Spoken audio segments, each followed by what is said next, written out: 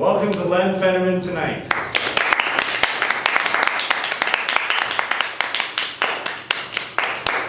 Today we'll be interviewing suspects in the murder case of Susie Salmon. Susie was murdered 2 months ago, so as far as we know, we have only found her elbow and her hat. The first suspect to be interviewed is Susie's sister, Lindsay. Thank you for having me, Len. No problem, Lindsay. So, when did you last see your sister? I think it was the last time I saw her at lunch on December 6th. When I asked her if she was walking home after school, she said she had some sort of club or something. I think it was it was a club. Okay, so just to be clear, the last time you saw your sister was on school at December 6th. So you headed home without her? I know, I shouldn't have left. No, Lindsay, you can't blame yourself for something like this. No what ifs, right? So, now, was what I said was correct, right? Yes, that is what happened. Okay, thank you. Are you ready for the next question? Yes. Okay. So did your sister have any enemies? No, I don't think so. She might have not liked some people, but she was pretty friendly to everyone. I don't know why someone would do this to her. Did she have any friends or boyfriends? She had one close friend, Clarissa, and then I'm not sure about a boyfriend. Wait, she did have some sort of a thing? I'm not sure. I think she liked this guy. I don't know his name though, sorry. No, that's fine. So was Susie acting weird on December 6th? Did anything off-putting happen? What are you trying to say? She didn't run away. No, Susie wouldn't do that. No. We just need to be open to all possibilities, Lindsay. We're not saying anything that would... let's just keep an open mind on the situation. Well, no, Susie didn't run away. I can tell you that for sure. And nothing seemed weird at all. Now, can you tell me what Susie did from the moment you woke up to the last time you saw her? Well, Mom woke both of us up. We got ready as usual. Rushed and panicking, but we got out on time. We walked down the driveway and started to walk to school. Actually, we started walking down the driveway and Mom ran out and made Susie wear this ugly hat thing that she had made for her. Can you tell me what it looked like?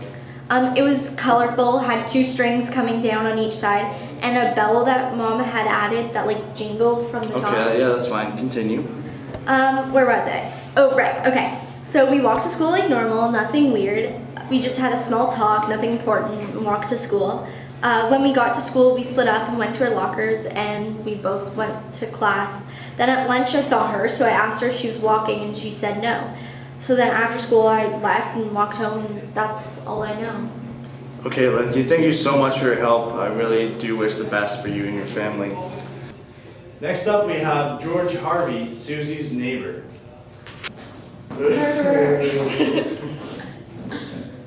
Hello, Mr. Fenerman. How are you today? I'm very sorry to be here under these poor circumstances. It's quite unfortunate what happened to this poor, innocent, very beautiful young girl. It's going to be really hard, but I'll try to be as cooperative as much as possible. Thank you, Mr. Harvey. So now, where were you the night of Susie's disappearance? I'm a dollhouse maker, right? That's my profession. So I was making dollhouses and looking at blueprints. I stayed in all the night working on them for children. I'm still in shock of what happened. I know what it feels like to lose someone very close to you. What exactly do you mean by that? Give me time to think. Well, I lost my wife Sophie a few years back.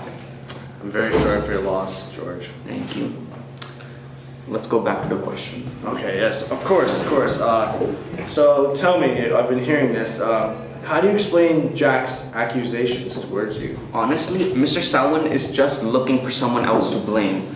I know the feeling. Like when my wife, Jackie, died, I was looking for someone else to blame because I felt really responsible for not being there for her. I should have been there for her. Just as Jack feels like he should have protected Susie.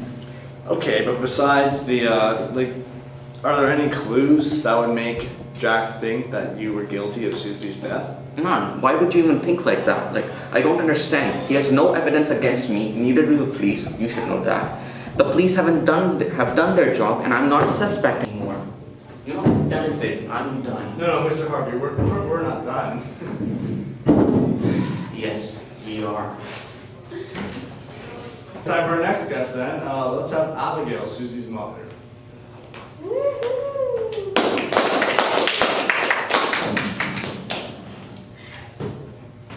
Hi. You look very nice today, Abigail. Thank you. You do too. So Abigail, how have you been? It's been a while. I'm okay, I guess. And you? I'm good. How are you and Jack? I don't think that's an appropriate question. Can we just get to the point? Oh, yeah, yes, of course. So what was your relationship like with Susie? Just like any mother-daughter relationship. We had our ups and downs, but I loved her so much. Okay, so what were you doing the night of Susie's disappearance? I was just making dinner as usual. I kept looking at the clock, wondering when she would get home. It wasn't like her to ever be late. That's when we got worried and called you, detective. Yes, I understand. So your husband Jack believes that George Harvey is responsible for your daughter's death. What are your thoughts on him? I think Mr. Harvey's innocent. My husband doesn't know what he's talking about. Sometimes he can be so stubborn. He's making this poor innocent man's life so hectic. Some days I just feel like getting up and running away to California. Okay, why do you feel like running away? I mean, I understand that it's hard to deal with Susie's absence, but you have a family that I think you need to be strong for here. Jack is the strong one. I don't need to be strong. Yes, you do. Buckley and Lindsay need their mother. Well, I can't be there for them right now. I can barely be there for myself.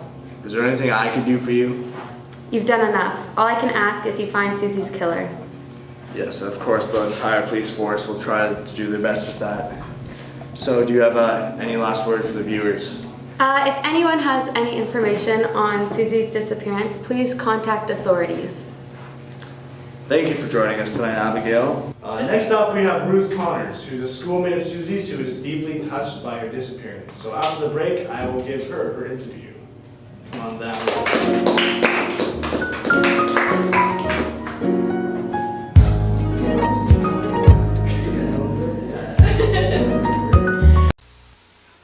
Who's got the best cheeseburger in the whole wide world? Burger King and I. The double cheeseburger at Burger King. A quarter pound of beef, 2 big slices of savory cheese. It's a double beef cheeseburger, a quarter pound of meat. Lots and lots of tasty cheese, it really can't be beat. Our double cheeseburger. Who's got the best cheeseburger in the whole wide world? Burger King and I.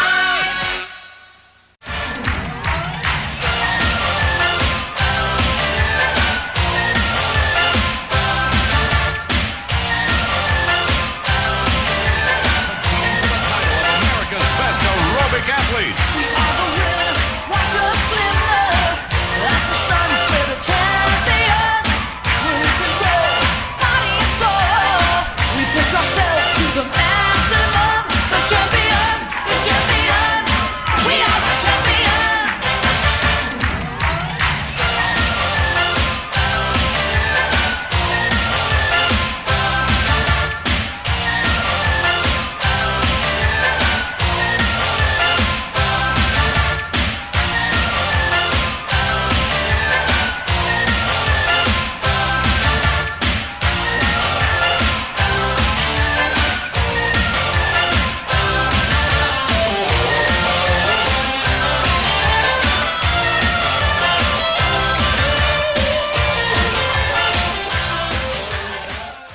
Welcome back to Len Fenerman Tonight.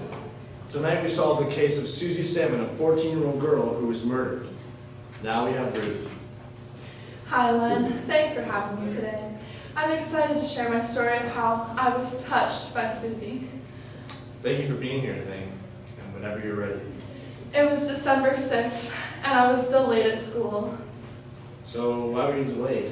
I was drawing pictures that apparently aren't appropriate for school, and the principal wanted a word with me. Can we just get back to the important stuff? Oh, yes, of course. Yeah, go ahead. No one in this world understands me and what I feel. Let me explain. The night Susie disappeared, I felt her. You felt her. Her spirit. When I was walking home, Susie ran by me. Her spirit ran by me.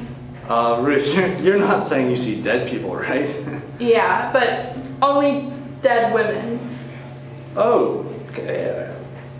Yeah. See? I knew no one would understand. Well, no, I'm trying to understand. I'm trying. Susie's actually with us right now. She's right over there. Susie, Ruth, no one is here besides us. Whatever. Okay, I think that's enough for today. Thanks for joining us on Fenerman tonight. We'll see you next week.